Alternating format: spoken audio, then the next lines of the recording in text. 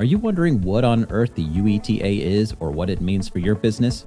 In this episode of Business Solutions Academy by JD Young Technologies, we're going to provide a quick overview of the Uniform Electronic Transactions Act and how it may affect your organization. As a quick disclaimer, this video is not meant to serve as legal advice. We are not lawyers. We don't even play lawyers on TV. But moving on. What is the UETA? The Uniform Electronic Transactions Act, or UETA, is an act that applies legal authority to electronic documents and electronic signatures or agreements. As electronic banking started to expand in the 80s and 90s, the cost of producing, storing, and managing all of these paper copies of transactions that had never existed on paper was beginning to slow the pace of business.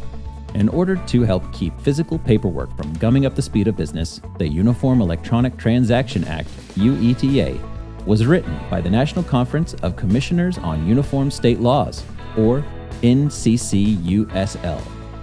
What does the UETA do? The UETA goes far beyond just making regulations for electronic documents. Like many other acts, the UETA Act helps to officially define certain terms that had been, up until that point, alien or undefined to courts.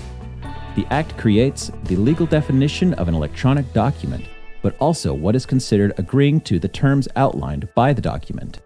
For instance, if terms and conditions are required to be provided in writing, could they be sent to you in an email?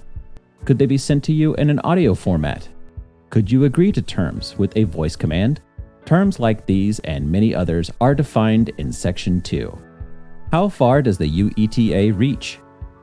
While other regulations may cover other criteria, the UETA only pertains to business, commercial, or governmental transactions. So, while an e-signature on a lease would fall under the terms of the UETA, an email about a non-business related agreement between two individuals may not be subject to the Act. What does the UETA protect?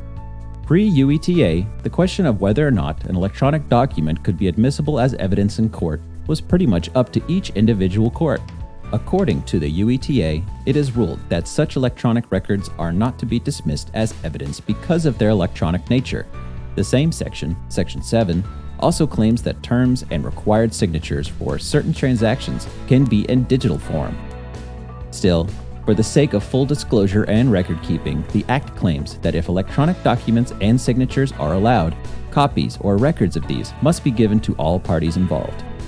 You can learn all about these details by reading the UETA for yourself. Is your document management system in compliance with the UETA?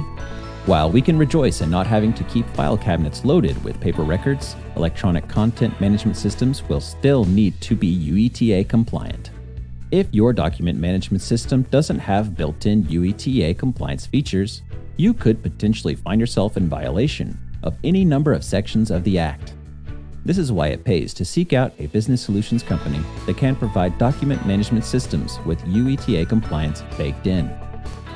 So, did you learn something new about UETA today? If so, let us know in the comments below, and remember to give this video a like on YouTube. While you're at it, make sure to subscribe so you don't miss another episode of Business Solutions Academy, brought to you by JD Young Technologies. If you want to learn more about UETA, document management, and hundreds of other business solutions related topics, check out our resource center at jdyoung.com.